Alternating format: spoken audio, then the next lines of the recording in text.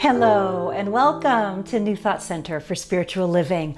I am Shannon O'Hurley and I'm just so grateful to be here with you today. Thank you for choosing to join our community. And if you are here for the first time, just know that we are an inclusive, progressive, compassionate community that honors all walks of life and every path to the divine. All are welcome here. And not only are you welcome here, but we have mindfully and thoughtfully created a place just for you exactly as you are today. So know that so much love has gone into this service today. I'm just delighted to share with you. We have Jessie Powers, who is a fabulous musician who grew up in our movement, and she's just marvelous. You will love her. We are going to love up our graduates because graduates are graduation time. Here we are. Can you believe it? It's June. And I'm going to be talking about just unpacking kind of what has been happening in the world, applying spiritual principle to it, giving you some ideas and ways that you can digest what is happening with hope, because I believe that we're in a place of great hope and divine right action is the call for us. So curl up, get comfy, and welcome. Thank you, Reverend Shannon. And now I invite you to join me as we anchor our time together in prayer.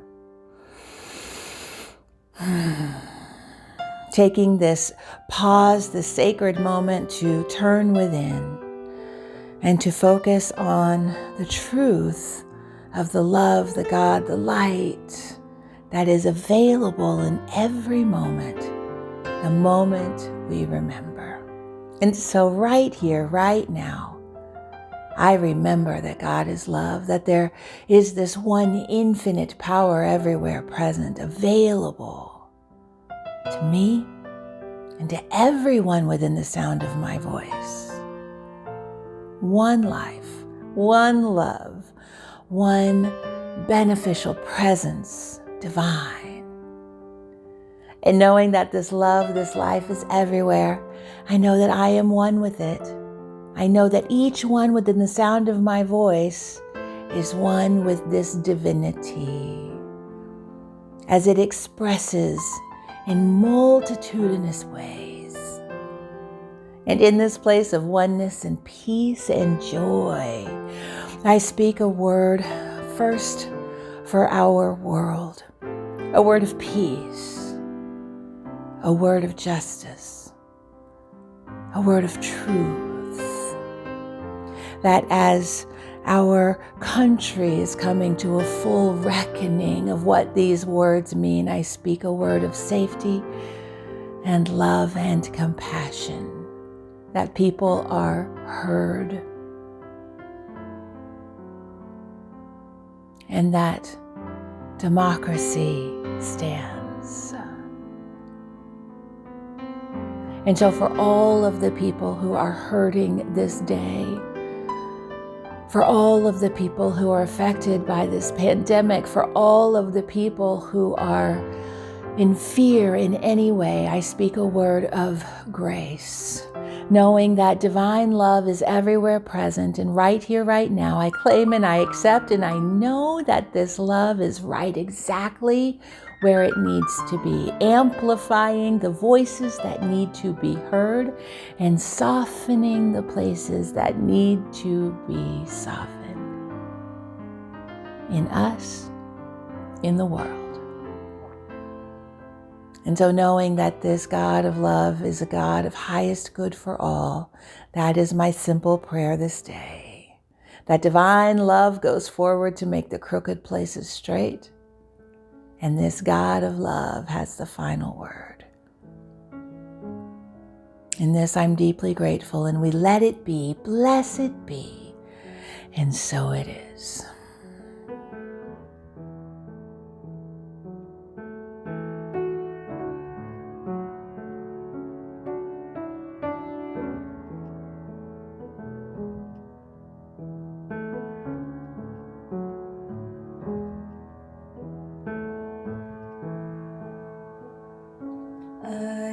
So blessed, I am so blessed. am so grateful for all that I have. I am so blessed. I am so blessed. I am so grateful. I am so blessed. I am so blessed. I am so blessed. I am so grateful for all that I have. I am so blessed. I am so blessed. I am so grateful. I am so blessed. I am so blessed. I am so blessed. I am so grateful for all that I have. I am so blessed. I am so blessed. I am so grateful. I am so blessed. And as we sit in the awareness of how blessed we are, I invite you to close your eyes and turn your attention inward. We are now going to bring gratitude and appreciation into our bodies. And so first we're going to start at the very top part of the body and bring appreciation into all of the many parts of this area. Gratitude into our eyes, into our ears, to our nose and our mouth, to our neck and our shoulders. So just take a moment to be with all of the wonderful things that these parts bring to your life and bring gratitude into this area of the body. And I invite you now to bring your attention a little bit lower to the midsection of the body and simply notice what all of the parts here do for you. Your heart, your lungs, your stomach, your arms, your hands, your fingers. And just take a moment in appreciation to think of all the wonderful things you can do because of all of these parts. And in this same appreciation and in this same gratitude, bring your attention now to the lower part of the body, to your legs, your knees, your ankles, your feet, your toes, and bring to mind all of the things you can do because of these wonderful parts. And think for a moment of what these parts add to your life.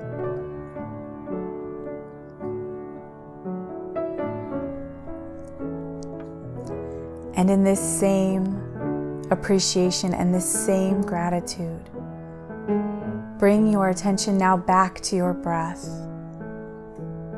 and sit with these feelings of gratitude for a moment for your body and for what a blessing your body is.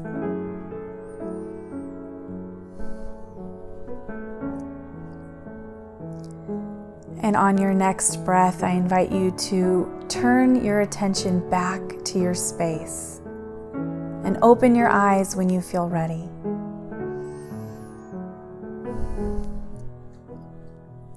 It is my great honor now to introduce to you NTCSL's very own graduating seniors.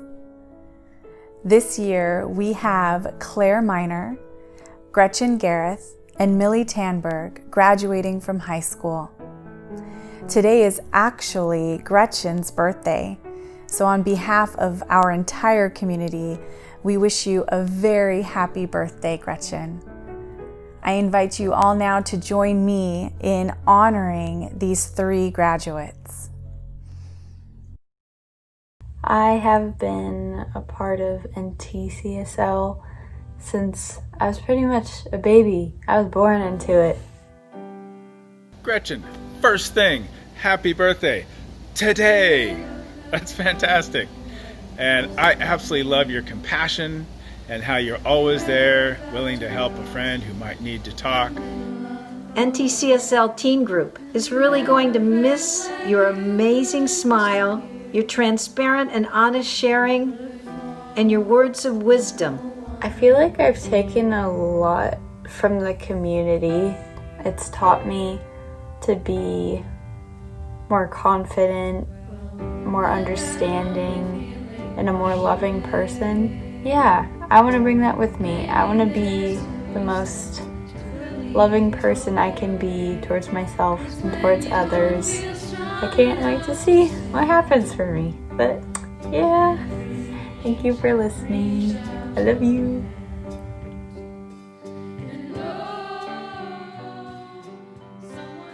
Hello everyone, I'm Claire and I've been going to NTCSL since I was just a baby. I've learned countless lessons through peace camps when I was younger and as I got older, CSL teen camps. I learned over and over that we are all one and we are all connected and that we are all beautiful representations of spirit, and that is something that I will take with me everywhere. You have shown us, Claire, the path of courage as you stepped out to share your gift, your love of music. You've been this amazing behind the scenes kind of leader. Oh, and boy, do you like to pray. The biggest lesson that I learned was that trusting Spirit's path for me is one of the most important things to do, since it can only be perfect and whole and complete.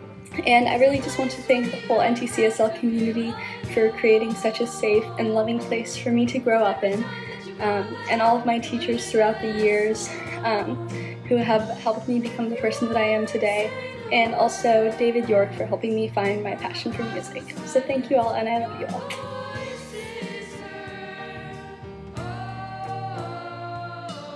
And Millie, you are such an amazing leader and problem solver, and of course, so much more. You have been a model of what it means to be resilient, Millie, of what it means to be a natural leader, someone who people look up to, both in family, at school, and at work. NTCSL, I would say that one of the biggest things that I learned is just how to go about my life in the most positive and genuine ways possible. That is definitely something that I want to take with me through college and the rest of my life. Just learning how to be comfortable with myself and loving myself. So, thank you, CSL. Even though I'm no longer the teen director here, I wanted to leave a special message for our teen graduates. To Gretchen, Millie, and Claire. Gretchen, Claire, and Millie, you are such bright lights in this world. I have such deep respect for each of you young women. And bring so much love and joy to everyone around you. I'm so proud of you, and I wish you the best of luck on your new adventure, and I'm sending you a big hug.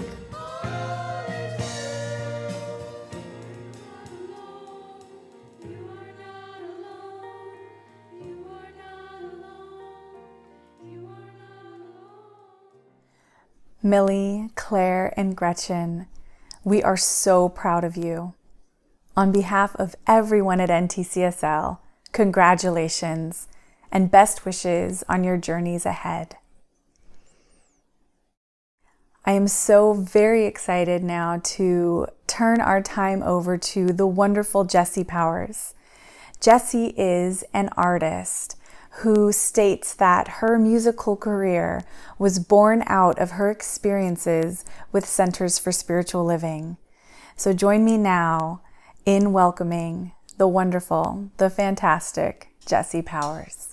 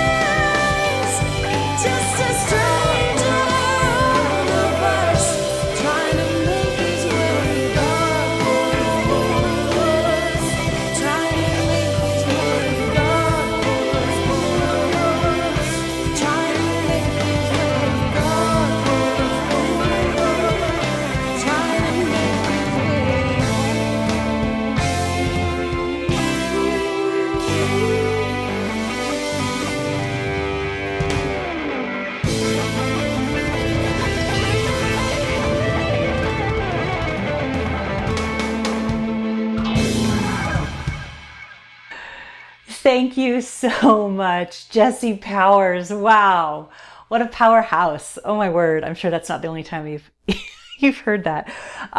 Beautiful, beautiful. I just love that Jesse grew up in this movement, and what a voice you have for our movement through song. And I especially am so grateful for you singing this. I requested that Jesse sing that song, and my goodness, did you ever? So thank you, love. Thank you. Yeah, God is good. Oh my, such a potent reminder for all of us right now, isn't it? That this idea that God, spirit, source, quantum consciousness is in all of us right now. So the title of my talk today is A Step Climbed, Ascend with Intent. And a step climbed is actually the root meaning of the word graduate. So to graduate from something is a step climbed, which infers that there is another step that is following the previous one. We never just graduate and that's it. Even when we leave this earthly plane, we graduate to the other side of life.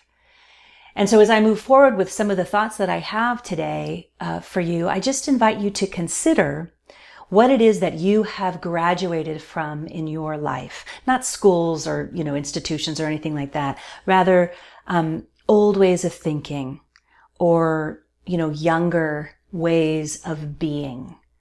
Just consider what you have graduated from. Speaking of younger, a bit earlier, we honored our high school graduating seniors. Congratulations again to Gretchen and Claire and Millie. Oh my word. I remember when Gretchen and Claire were very little, and what just a blessing to see you, to see you now. It's hard to believe sometimes, they grow so fast. And for all of us, it's a loving reminder that everything is always growing. Everything ages, everything evolves. It's like we are all of us experiencing like a perpetual graduation. Dum, dum, da, dum, dum, dum. I think that should be our background theme song, all of us. Not just you kids, as all of our souls mature and we graduate to a new way of being or thinking, in the back of your mind, dum, dum, da, dum, dum, dum. And that is definitely what is happening right now in our country, and I would argue in the world. We are all of us graduating to something greater. I have seen on social media here and there, it sort of threw me a little bit, and on the news, and I get it. It's because between the pandemic and, all of the Black Lives Matter protests, not only in this country, but all over the world. It's, between everything, people are here and there using the word apocalypse, And I get it. It's sort of this feeling of like, what's next? Locusts? I understand that. I have an enormous amount of compassion for that. But this word apocalypse has been showing up here and there. And you may very well be feeling like that. Like this is all just feeling, so big. And my response to that feeling, but also that particular word, is that the word apocalypse actually means unveiling. It means unveiling or disclosing.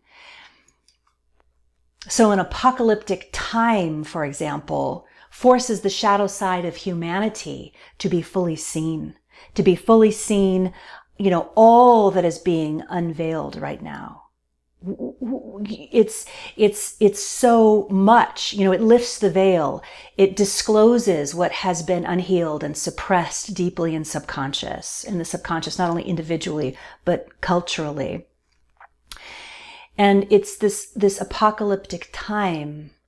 It just forces us to look at the shadow. But rest assured,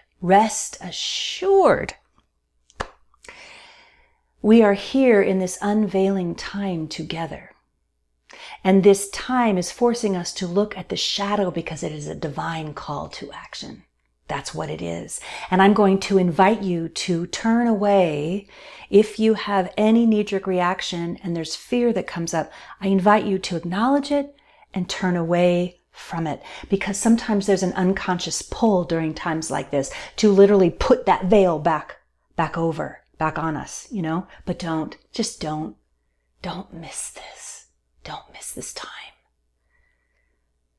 You're not alone in this. And out of this unveiling and this disclosing time comes expanded awareness. It's how it works. And it's only from expanded awareness that we can create positive and lasting change. And I just absolutely feel in my bones that we are, all of us, graduating to something far, far, far greater than ever before. And what I know is that we will be better for it. And it requires that we make the decision that we will not succumb to fear or go back to sleep. So, with that, I want to take you back just 5 years ago. On June 27th, 2015, President Obama said the eulogy for the Reverend and State Senator Clementa Pinckney. And in it, he sang Amazing Grace. Do you all remember that? So Pastor Clem, as he was known, was just one of the 9 Black people shot and killed by a white supremacist during a Bible study at the AME Church in Charleston, South Carolina. Now, on his website, the young man who killed the churchgoers had many pictures of him posing proudly with the Confederate flag. The Confederate flag is used by white supremacists as a symbol of hatred towards Black people. And it had flown over South Carolina when a Black woman named Bree Newsom's 4th great-grandparents were enslaved there. And the flag was on display on the back of the murderer's car. The same flag. The massacre at the AME Church had reopened a debate about removing the flag from the state grounds, but unwilling to wait any longer while white people argued about it, Bree Newsom, along with 10 other activists, decided to take action. So the morning following President Obama's beautiful eulogy, 30-year-old Bree Newsom, wearing a helmet and a harness, ascended a 30-foot flagpole outside South Carolina's state capitol building and removed its Confederate flag. And as she took that flag down, when she was up there on the flagpole, she said, "In the name of God, this flag comes down today." And as she made her way down the flagpole, carrying the Confederate flag, that symbol of racism and oppression, she recited the Lord's Prayer. Her bravery went viral and inspired so many people. It woke them up out of their sleep. It lifted the veil just for a moment, just long enough so that on July 10th, 2015, 150 years after the Confederacy lost the Civil War, that flag was permanently removed from the South Carolina state capitol. Thank you, Bree Newsom. When asked why she and her fellow activists removed that flag, she said, "Because we can't wait any longer." And my friends, we can't wait any longer. We are being called right now to co-create and to embrace a higher order of humanity. Right now, that's what's happening. That's what's happening. Now, I'm not going to ask you to go, climb a 30-foot tall flagpole, even though that was very badass. Oh my goodness.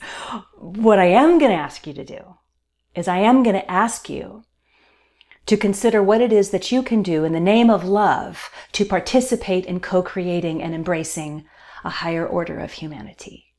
Because it takes every single one of us to do that.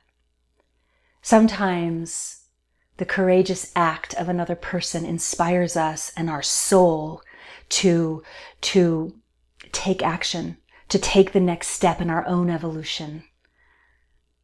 So in that, I ask you, what is inspiring you right now to take the next step in your life? Whatever that may be for you.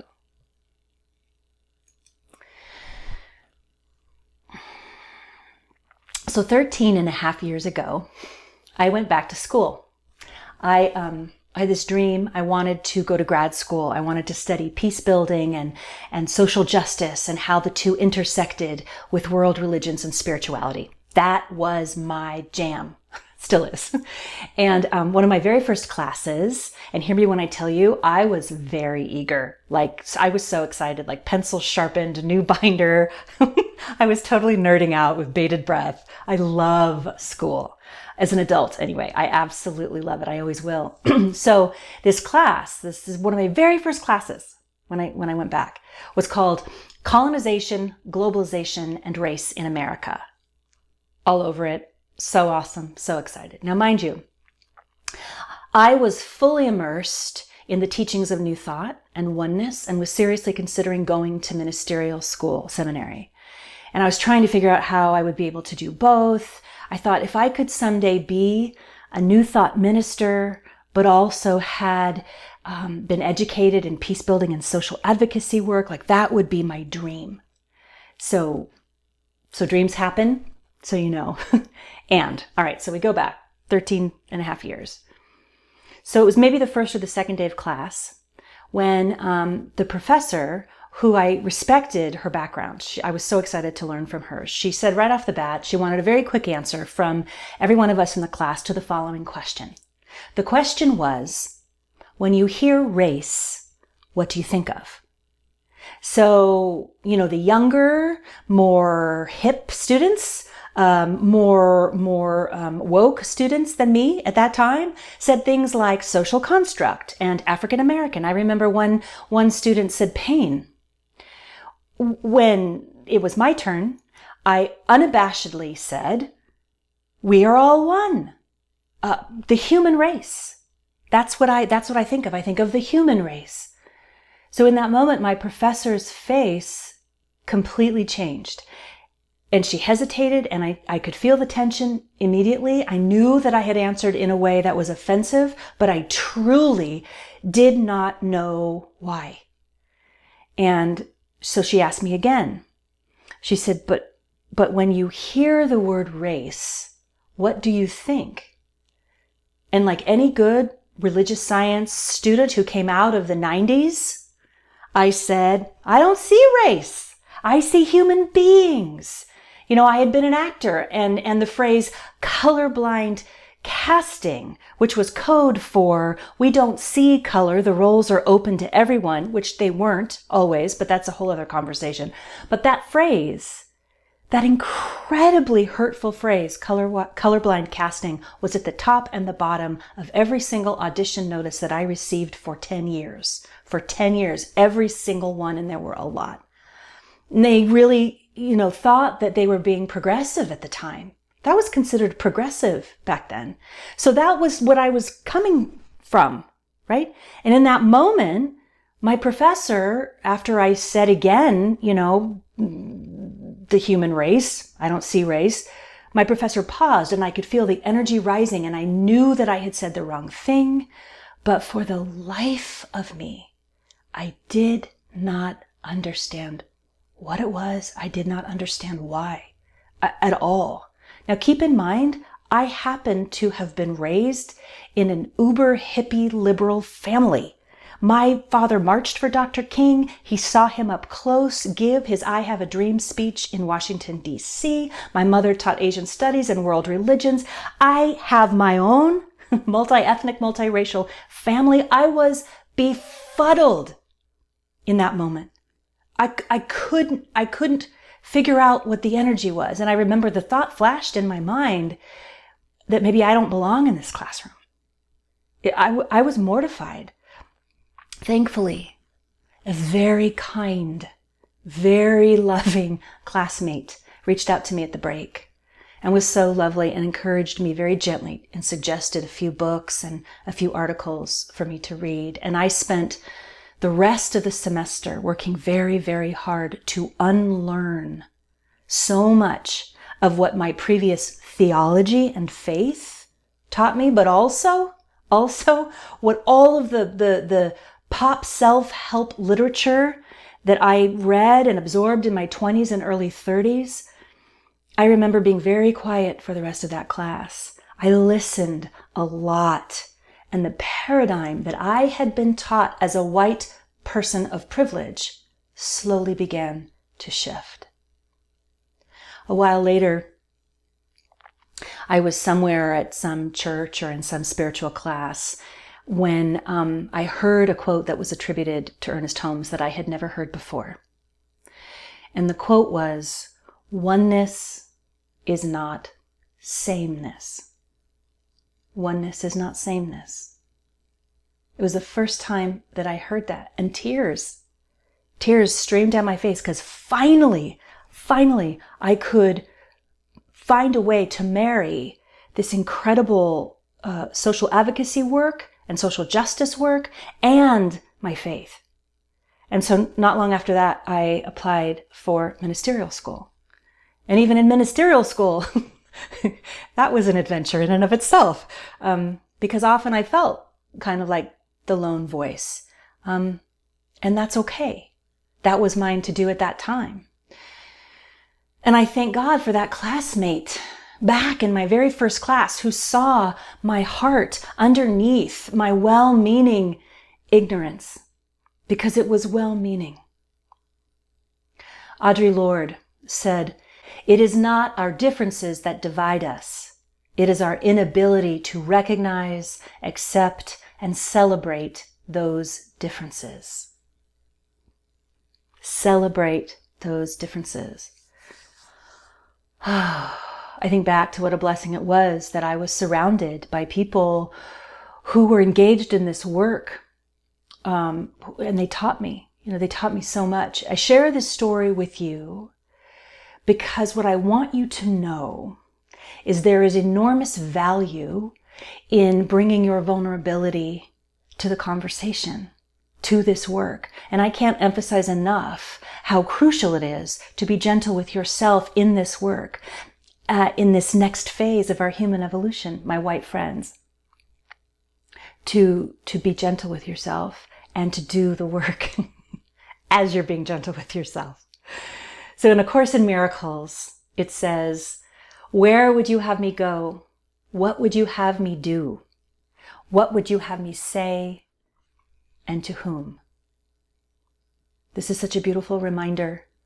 We are here to do this work of deconstructing our own unconscious bias and loving our neighbor as ourselves. We are here to do the work of being our brother, sister, siblings' keeper. We are here to speak truth. As I spoke about last week, about doing what is ours to do to help dismantle systemic racism. In his eulogy for George Floyd, Reverend Al Sharpton said, "There is a difference between calling for peace and calling for quiet." There is a difference between calling for peace and calling for quiet. And this call for inner and outer peace for our Black brothers and sisters and siblings cannot be quiet. It cannot. Earlier this week, I watched a beautiful, just informative, fantastic Facebook Live with Bishop Yvette Flunder. I'm such a fan of hers. I know many of you are as well. And just a brilliant all-Black woman panel of theologians and city officials. There was a woman judge and a woman captain from the police force, an attorney. It was just a powerful conversation about justice and the police and healing Black communities. And at one point, Bishop Flunder referred to Jesus of Nazareth as a Black Palestinian Jew. And that just really stuck with me. And as I listened more to what these women, these brilliant women were sharing, upon reflection, I was reminded of the passage from Matthew in the New Testament, in the Christian Bible. And that is, let those with ears hear. So let those with ears hear, said the Black Palestinian Jew called Jesus of Nazareth.